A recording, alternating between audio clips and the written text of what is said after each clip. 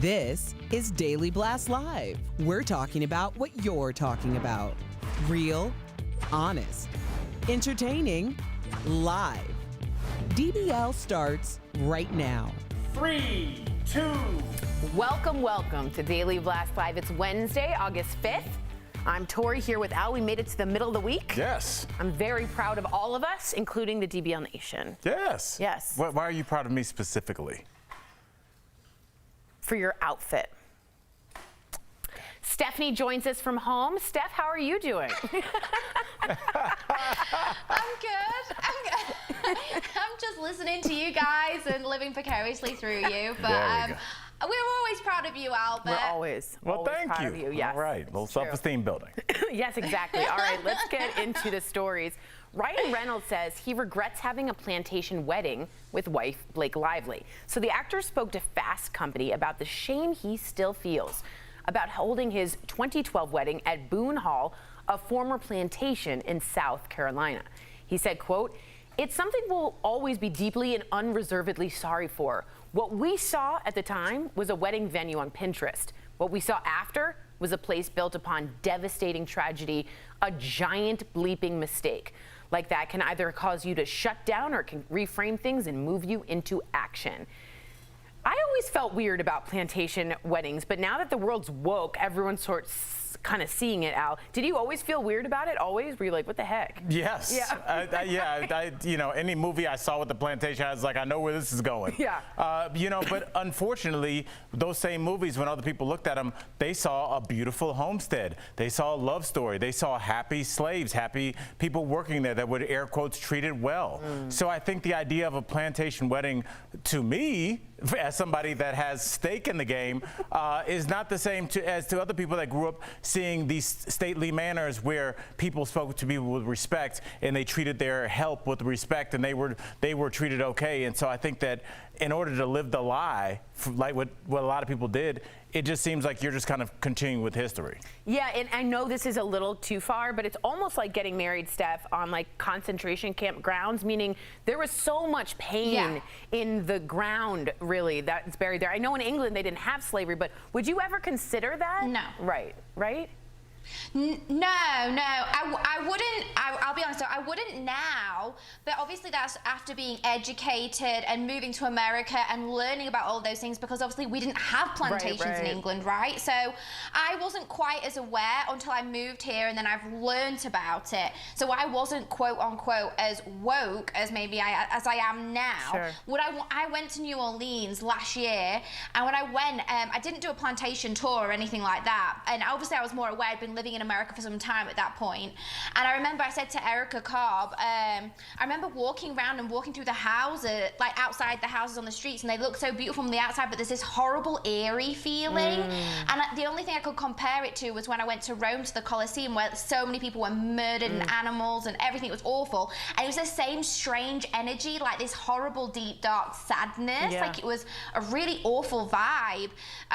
But obviously I think he's speaking out about it. He got called out for it in 2018, and he said, you know, I wish I'd have never done it, and I'm learning. And so, yeah, I think use this as an awakening to everyone. And if people didn't know the reason as to why, especially if you're American, I would like to hope that you did know the reasons why that's not okay. Use this as a learning point, like I did when I moved here, because I would have thought, oh, it's just a beautiful house. And then now I know more of the history. I'm like, oh gosh, why would you even want to have? I think it shouldn't be allowed that they have tours and things there. I don't think that should be allowed even, never mind a wedding. And it's just to end to that, I do think Ryan Reynolds is good on him for at least being very open and honest, saying this was a mistake, hard stop, period.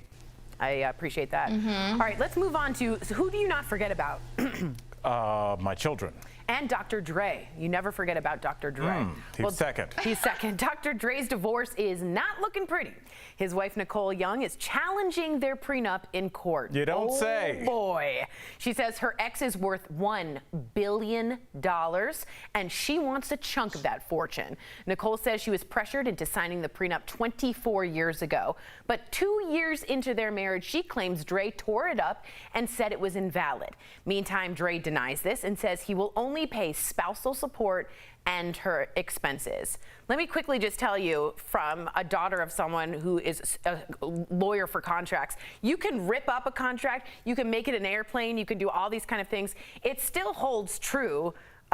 Probably in a court of law, unfortunately. So, where do you think this is going to go, Steph? Oh, I don't think she really has a leg to stand on, does she? Let's be honest. She signed that, and if he had really intended on like tearing it up or doing whatever, then he would have had to have gone to see a lawyer and had it nulled or void or whatever you would do. And obviously that, I think that might have been a show of maybe love, or like, this doesn't mean anything at the time, but those are just actions, and this is a legal document which then needs to be followed through. So I would like to hope that after he's been married to her for such a long time, that it can be amicable and he can be fair, and vice versa, because they've both been there through highs and lows and all sorts of things of life which we'll never know about. But yeah, the law's the law, and she signed it, and oh, good luck with that one. I'm sorry. I know, it seems weird, Al, that it's so far. It's 24 years, and now she's like, I was coerced. Yeah, of course. What is he gonna say? I'll take 10 grand a month. Have fun with your 4 planes. Like, you gotta say something. I don't blame her. I mean, but there's a case that was actually kind of recent. The basketball player Steven Jackson, who's actually been very involved with the Black Lives Matter movement. He's a championship basketball player from the Spurs who's since retired. But he told like an epic 38-minute story on Instagram Live about him breaking up with this girl at the altar because she would not sign the prenup. Wow. And he kept thinking she's going to sign it, and she never did, and he did not sign it. Wow. And there was a ton of celebrities at his house, and they partied it up anyway. Wow. And that was the end of that. But yeah, if you're bored, you got 30 minutes, like, listen while you're watching the dish. But people do have a choice. She chose not to sign it. Right, and if you're in California, for instance, that's a 50-50 state if you don't have a prenup, meaning you get divorced, you get 50% of assets, both of you, equally. So the prenup totally goes around that, and it seems like she wants to go around that too, but we'll see what happens. We'll keep you updated. Let's talk about a Beatle, Paul McCartney. That wasn't good. You won't be seeing Paul McCartney play in Sin City anytime soon. In an interview with British GQ, the former Beatle says he is no interest in doing a residency in Las Vegas, calling it a graveyard where you go to die. Wow. Fellow musician Elton John might disagree. His $1 million piano residency pulled in nearly $300 million. Celine Dion took in $681 million after playing Vegas for 16 years. What do you think about Paul's comments there, Al? Is Vegas where you go to die? Look, as somebody that's toured for a decade plus, I understand both sides of this. You know, there are people that they're called road dogs. Some people love to tour. They've toured 35 to 40 weeks a year, and they're just always out there. Other people at a certain point in their career were like, how about if the audience comes to me? I'll come down an elevator, walk on stage, do my 8 songs you want to hear, and go back up and sit on my couch. And so I understand both. I don't know if it's a graveyard. I think there's a lot of great acts there, and it's a concentrated way to do it. There, right? Britney was huge. I feel like Vegas was a place to revive the career, a little revival. Steph, what do you think? Yeah. No, I think it's a mixture of both. Some artists go there to get a revival and like launch something new. Some, like Hal say, have been touring the world for literally years, and they need a bit of a break, and it means that they can be in one place without the traveling, and people will come to them. I think saying it's a graveyard, I mean, so is he calling Lady Gaga, J-Lo, Celine Dion, all of them? He's saying they're has-beens? I mean, it's kind of crazy. Yeah. If you look at Britney Spears, she was pulling in $500,000 a show. But when you do that in comparison, Paul McCartney pulls into his own bank account almost $300,000 a day without doing anything off royalties alone. So he probably is like, well, I can kind of pick and choose what I want to do anyway. Yeah, so I totally agree. He doesn't need the money. Plus, I went to go see Paul McCartney. That man tours still. He likes being on the road, like you said. He's a road dog, and he stays on for like 3 hours, and he still has the energy, and his hair is fabulous. Coming up on DBL, paging Michelle Williams. Why wasn't Beyonce's Destiny's Child sidekick in Black is King? Stephanie tells us why and what's up. And from a new docuseries to Food Line, to an original song in Breonna Taylor's memory, Master P is keeping busy. Lindsay chats with him about his activism and new products. And take another look at our nearly empty studio. Pretty much everyone's working from home to help keep COVID from spreading. We'll be right back. We miss you, everyone. Tuna casserole again?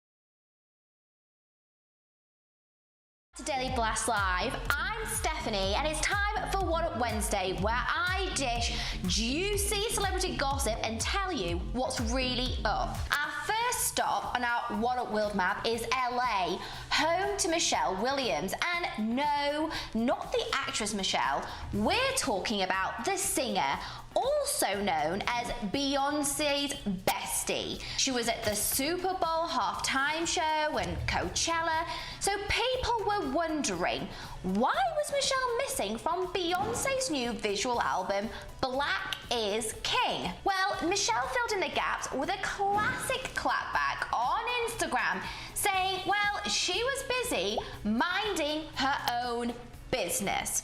Here's what's up. Being Beyonce's friend has to be utterly exhausting. I mean, hey babe, wanna hang out by the pool today? Oh sorry, I'm busy making a super exclusive secret video for Disney. I mean, I can't blame Michelle for needing to take a break and sitting this one out. I feel you, love. Now, our next stop is a short drive over to West Hollywood, where trouble is brewing at Lisa Vanderpump's swanky lounge, Sir. The reality TV star is facing yet another lawsuit, and this time, a former employee is claiming that they worked without compensation or meal breaks during long shifts. Here's what's up. It appears this former housewife has got something other than a little dog at home that'll keep her busy during lockdown. So if the rumors are true, I hope justice is finally served at Sir. Do you get it? Our last stop is the final frontier because we're going into outer space. Remember Tom Cruise's crazy idea to shoot a movie in space? Well, the madman is moving the project full steam ahead. Reports say he's just secured funding for the movie, even though there's no script yet. Here's what's up. There seem to be no limits to Tom's crazy stunts, but I'm actually really jealous of this one. Who wouldn't want to leave Earth during 2020? If that's what's on the plan for him, I want to go too. That's all for this week's What Up Wednesday. You're watching DBL, and we'll be back after this. Ladies, what's the first thing?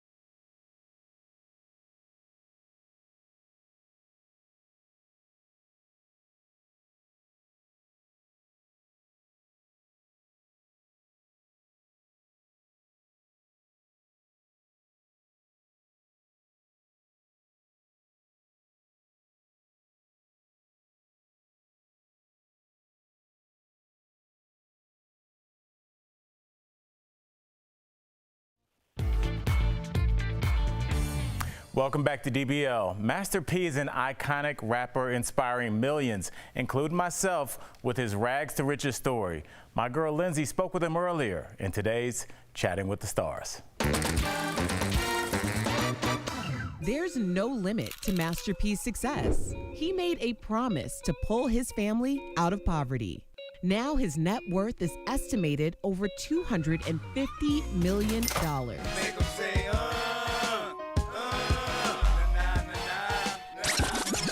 His latest projects include a new BET docuseries about how the rap mogul built an empire, and a new song honoring Breonna Taylor.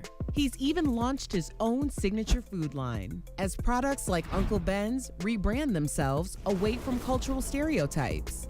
And he continues to share his uplifting story. Master P, welcome to DBL.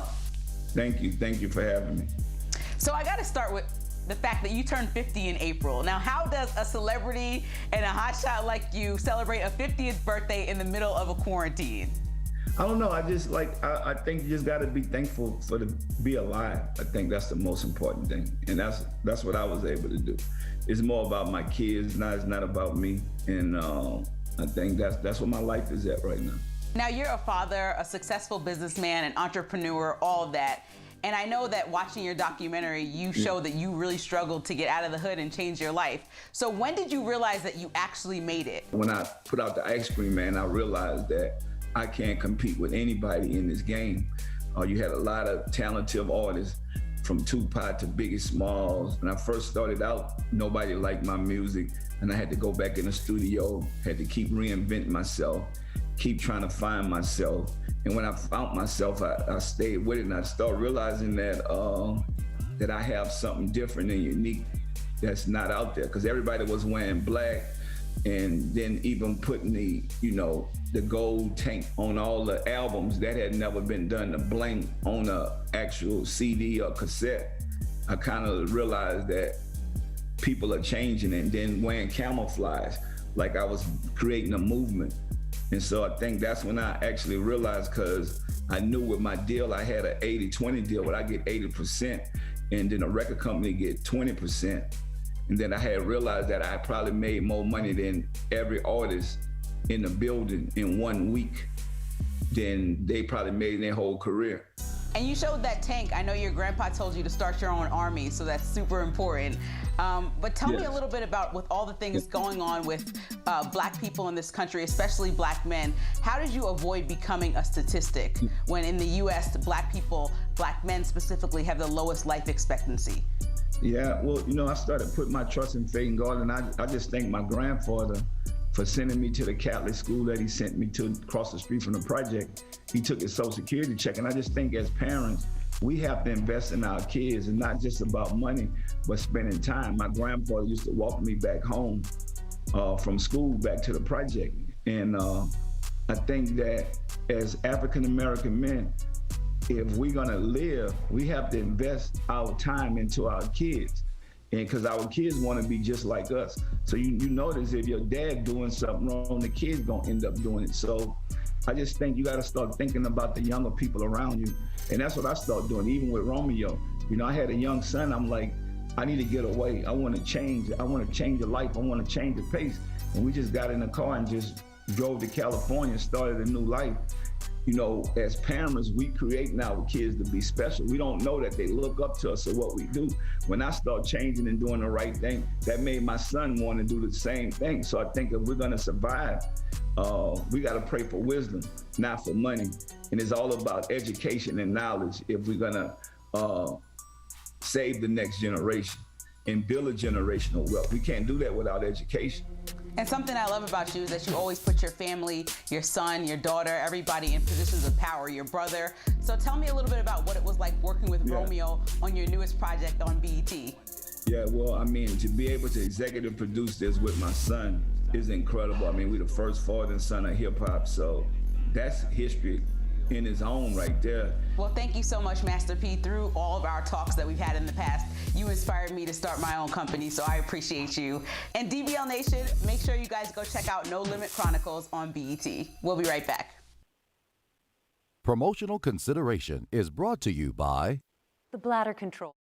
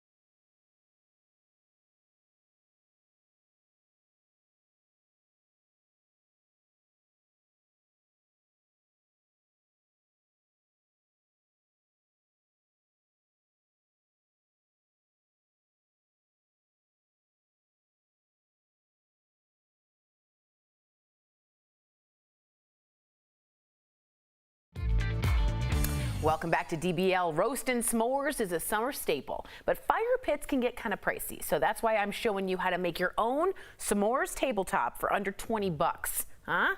Yeah. Here's this week's DBL home hack presented by American Home Shield. Hey guys, Tori here for this week's home hack. I'm going to show you that you don't need a fancy fire pit to make s'mores outdoors. They rhyme. No, all you need to make s'mores is a terracotta pot. What? Here's what you're gonna need, okay? 1 terracotta pot, some aluminum foil, some charcoal, and some marshmallows, okay? All right, so let's get to it. Grab that old or new terracotta pot, just make sure it's all washed and clean. You're then gonna line it with some heavy-duty aluminum foil. Then, fill it to the top with some charcoal for a test. You can get these at Home Depot or even the grocery store. Then, grab a lighter and let's get toasty. I've made fire! Throw the marshmallows on the skewers, and there you have it. Your very own DIY tabletop s'mores. So easy and so inexpensive.